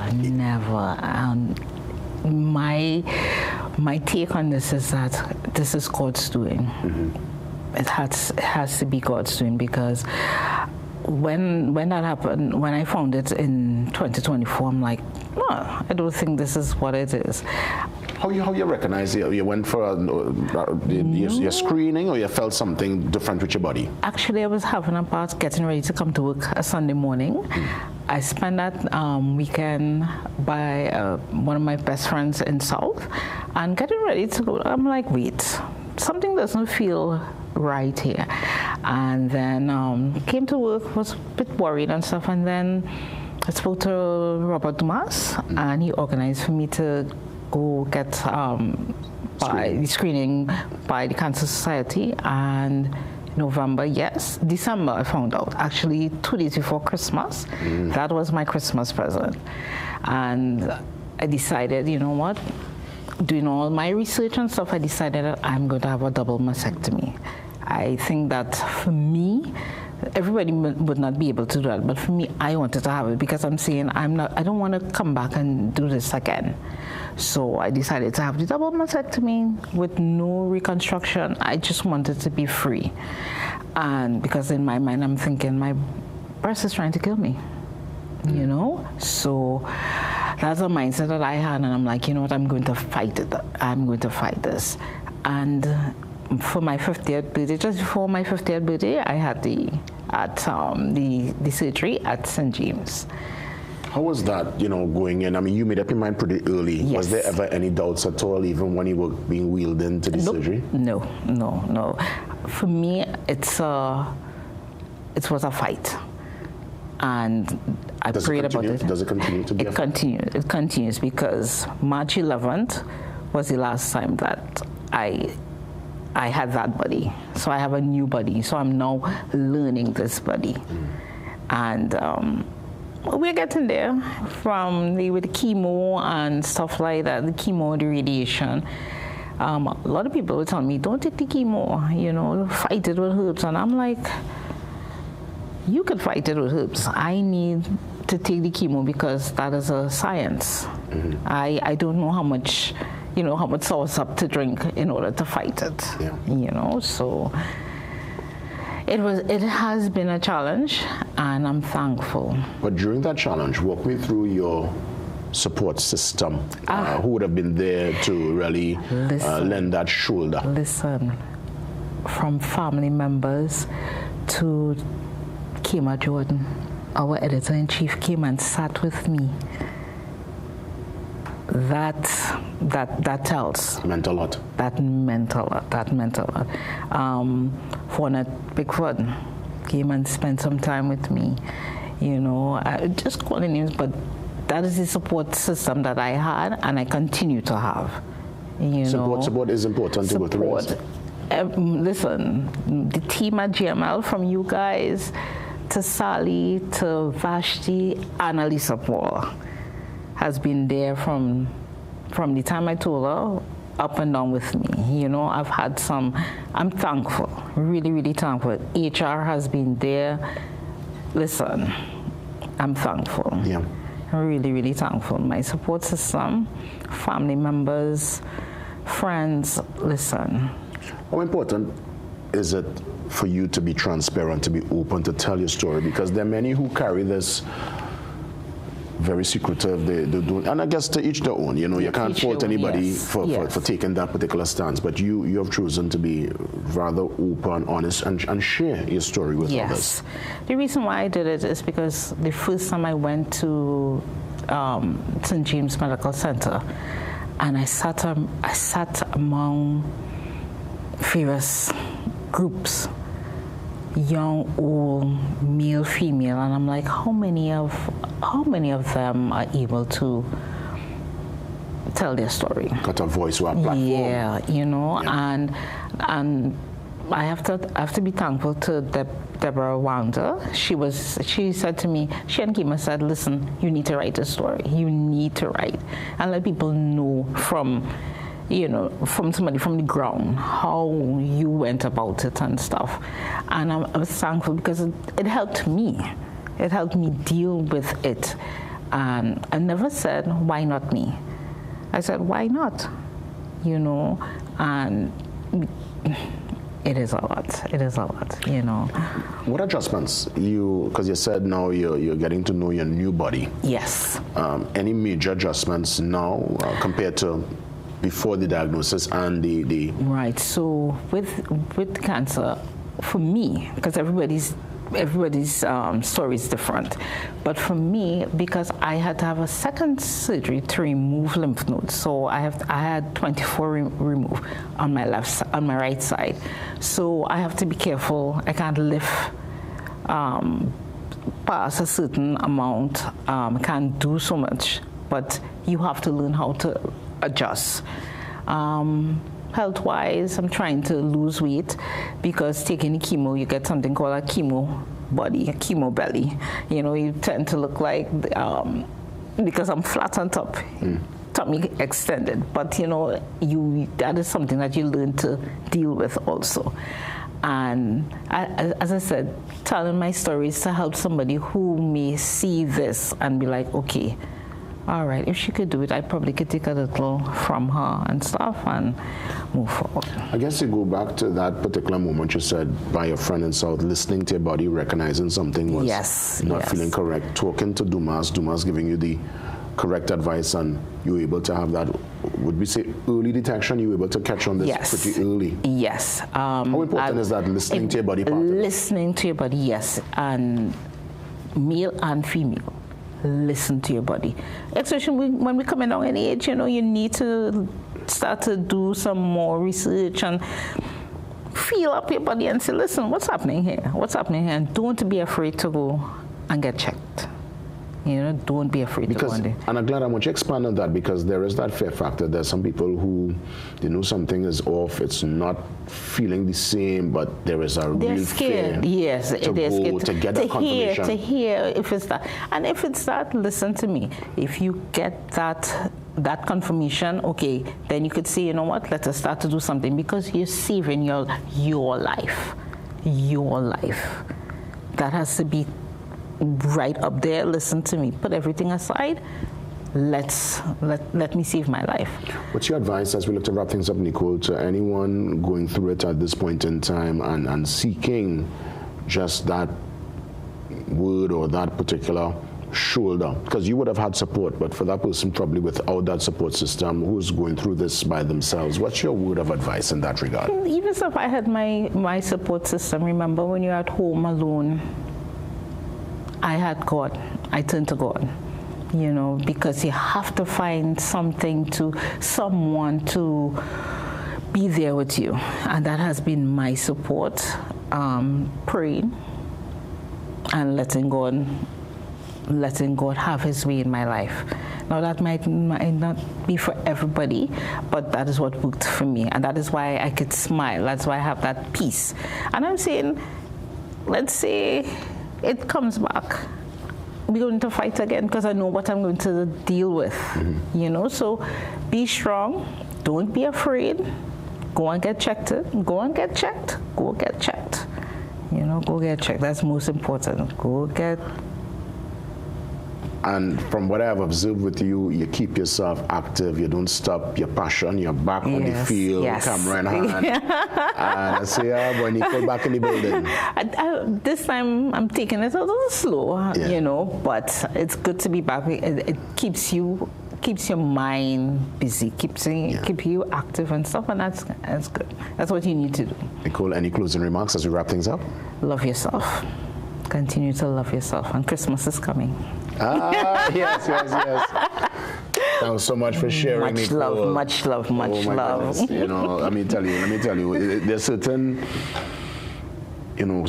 people in any organization that just bring a particular light and they lift the room when they step in, and that's Nicole. You know, and we would have. I knew, I knew that you had to do some certain procedures, but I didn't know the full detail. That was kept very private. But I never saw you down or feeling down or sorry for yourself, Nicole. And that to me is really inspirational and a show of real inner strength. Well done. But God. Yes. But God. Yes, indeed. Nicole Drayton, one of our very own touching base lady who normally behind the camera, now she's in front of it. Imagine that, huh? Oh, yes. We get ready for another impactful conversation. We're going to take you up to 8 o'clock as we welcome from the Doxa Ministries, their president, Dr. Wayne Haywood, and Dr. Victor Phillip, a guest speaker who is coming in for something called the Next Level Conference. Doxa Ministries, they're up next.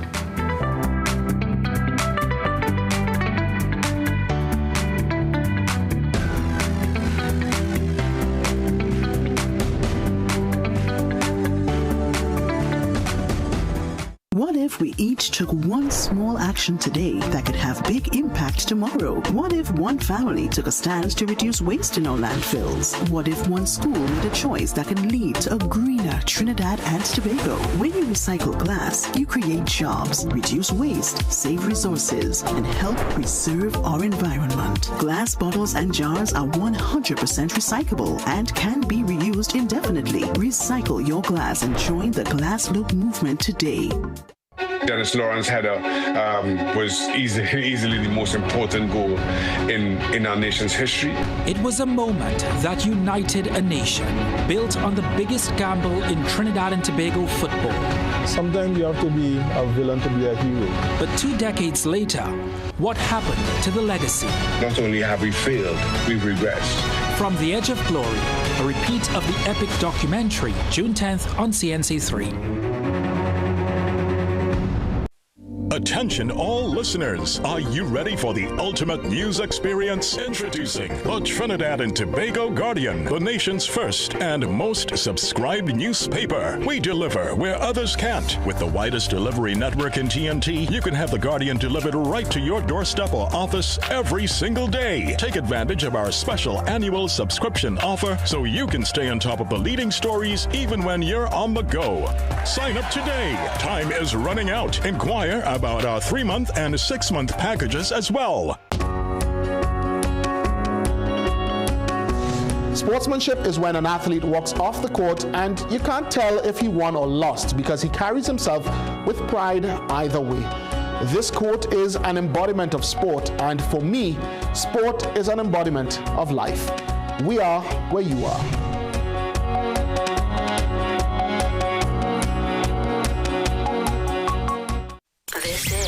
This is more than just music. This is where you find the best of TNT. This is more than just a vibe. This is where Bollywood gets a twist.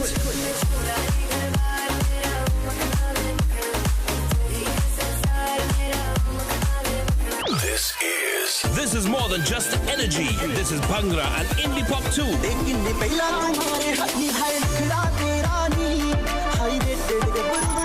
This is the mix. This is the life. Lock on or log on now. Sangeet 106.1 FM. This is authentic East Indian radio. This is us. Get the story first. Want to know what's happening in news, sports, or crime? Get the CNC3 app. As the story breaks, CNC3 is there giving you the story first on your mobile device. Be connected to the most trusted and reliable news source, CNC3. Access your world with just a tap. The CNC3 app. Download it today. Volleyball filmmakers, producers, content creators, influencers, and recording artists. If you're looking to rent a versatile studio space with green screen, video wall, cyclorama, and more, look no further. GM Labs is here to make your dreams a reality. Located in the heart of Port of Spain on St. Vincent Street, GM Labs is your one-stop shop for all your creative needs with over 2,800 square feet to work with. Take your creative concept to the final product at GM Labs. Give us a call or WhatsApp or message us on our Instagram and Facebook pages at GM Labs TT. Tune in to Betterments with host Space, Monday through Thursday, 12 p.m. to 3 p.m. for a program that educates and is solution-based. Space tackles the issues that matter to you, providing a platform to speak your mind and find solutions. That's Betterments with Base, with a focus on education and resolution. This is all about making things better for you. So if you want to make a difference and have your voice heard, tune into Freedom 106.5 FM and join us for Betterments with Base, Monday through Thursday from 12 p.m. to 3 p.m. Better for you. Only on Freedom 106.5 FM, where we believe that your voice matters.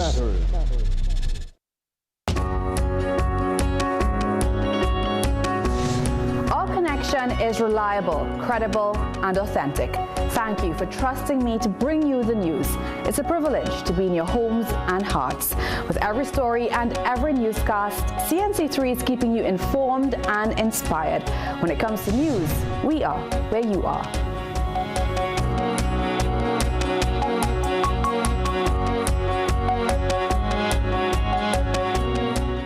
This season, Ask the Doctor is at a new time. It's your weekly prescription for trusted medical advice. In the Doctor's Capsule, Dr. Tilak Singh breaks down big health topics clearly and simply. Get a dose of smiles in the Kiddies Capsule as our youngest experts share health tips with heart. Explore the science behind the headlines in Medical Minds, featuring real doctors, real insight, and your questions matter. Join the open forum live and get answers straight from the source. Ask the Doctor, every Thursday at 8 p.m. only on CNC3. Some of us like to test limits, but there won't always be second chances. Obey the speed limits. Maybe you don't value your life, but others value theirs.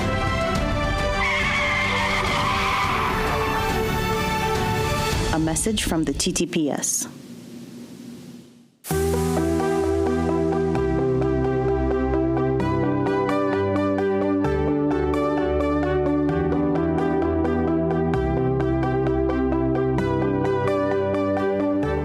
Welcome back. We are just in time for a great engagement. This started actually on Sunday. It happened again yesterday, and today is the final chance to capture a when I tell you, inspiring conversation, thought-provoking, next level. And that's why it's called the Next Level Conference. With me, Dr. Wayne Harewood. He joins me on the Zoom line, president of Doxa Ministries. And I believe, let me first, Dr. Wayne, great to see you. Blessings as always. Good to see you again, sir. Thank you. Yes, indeed. I know we're supposed to be joined also by Dr. Victor Phillip, the guest speaker, but even if he's not here this morning, I could safely say what a choice. He's from Canada. For those who are not familiar with Dr. Victor Phillip, just give us a brief overview as to his involvement and why he is so instrumental in this Next Level conference. Yes, sir. Okay, so Dr. Victor is my friend. He's a native of Nigeria, but he's living in Canada for over 30 years. He has a powerful church there, Faith Factors. He's traveled to over 37 to 40 countries, and he's an inspirational speaker. He has a prophetic anointing. He's an eloquent speaker. He brings the mind and the revelation of the Lord to the people. The last 2 nights was impactful. Lives were touched because he brings breakthrough. He brings understanding in his discourse and presentation of the word. He and his wife are here with us. The testimony of his life, he was a professional person. Before he was called into the ministry, he left his career path and embraced this career path. And he is just a phenomenal person, very intelligent. And he's here with us on Next Level Conference. This is our 30th anniversary in ministry to Trinidad and Tobago and around the world. And every year we invite speakers, international speakers of renown. We've had the privilege of several of them over the years, and you have offered me the privilege on the last occasion was 2 years ago, where we bring these men and women of God who are professional people, who are helping people in their jurisdiction and who are internationally known. So he's here, and the conference is themed this year. The Next Level is the name of the conference, but it's Your Time Has Come. We have to understand, even in Trinidad, that I've been doing on my program on Wednesday, right here Wednesday afternoon at 5:25 with change. Everybody is crying out for change. The country is going through what it's going through, and we have to understand when our time comes. Because if you miss your timing, then you'll have to go back to the end of the line. And so you have to understand your time, sir. You're listening to me, you're looking at me this morning. Your time has come. And you have to know when your time comes for what. Probably it's a promotion. If your time has come for you to be promoted in your company or to start a business and you miss that time, and you have to go through the whole cycle again. And so this is why this is prophetic. And last night he brought out some impactful truth about timing, and he focused on speed. For those of you who missed the timing, you have to catch up. And so tonight, I want to invite Trinidad and Tobago. It's the final night of our conference. We start at 6:30, and we have a woman session. He brought his wife from 6 to 6:30. She's a powerful woman who's been with him, married over almost 30 years now. They've been in ministry together. She also is a native of Africa, but they've been living in Canada for over 30 years. So this is going to be a powerful conference. It's free of charge. And we are through on time. Last night we were finished by 8:15, and everybody was out. And it's absolutely free. You've got to bring your family and friends. You've got to hear the truth, because it's only the truth that you know will set you free. Yeah, well said. In the minute that remains, when is the usual hours of worship there at Doxa Ministries for those who want to just be part of what you're doing there and be part of the faithful? Yes, sir. So on Sunday mornings, our sessions is at 9:30, and on Thursday evening at 6:30. Those are our usual, we call them service days. When you come to get service, you take your car to the car park, to the mechanic to get service. You take your vehicle to different places to get service. So the human being needs servicing. And some people's minds need to be serviced. So tonight, you will get service. I always say you get your oil change, your mind change, your heart change, and replacement of parts. So this evening, 6 o'clock to 6:30 is when we have a special women's session. We call them a certain kind of women's session. And then 6:30 to 8:30 is the conference. Well, as always, a sincere thanks for being here. Always great to see you, Dr. Wayne, and I know it's going to be a tremendous success. Thanks again for bringing this to us, the Next Level Conference. We look forward to what's in store for 2027 and beyond. All the best. God bless. 26 and beyond. Yes, 26. Thank you, sir. Yes, God bless you. For sure, for sure. Dr. Wayne Hayward there, president of Doxa Ministries, right there in Barataria. I can't miss it. Amazing space. With that, we make our exit. Have yourselves a great day, a safe day. God spare. I'm back for more tomorrow. All the best to you.